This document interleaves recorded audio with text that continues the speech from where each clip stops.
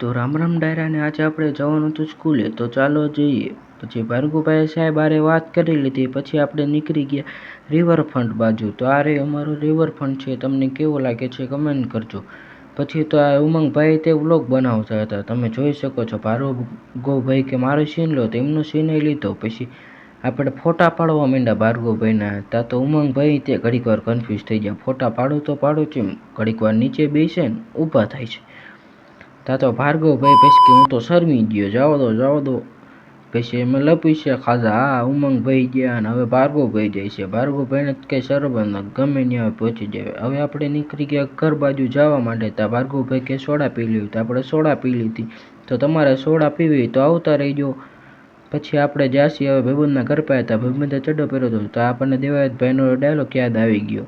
ત્યાં તો આ ઉમંગભાઈ સર્ચ મારીને જોયું હતું વસ્તુ છે, બજારમાં રખડવાની વસ્તુ નથી. લીધો. ત્યાં તો આ ગાય રે. તમને મિત્રો મારા મિની વ્લોગ કેવા લાગે છે કમેન્ટ કરજો. સારા લાગતા હોય સબસ્ક્રાઈબ કરજો. જય માતાજી. બીજા મિની વ્લોગમાં મળીએ. Bye bye.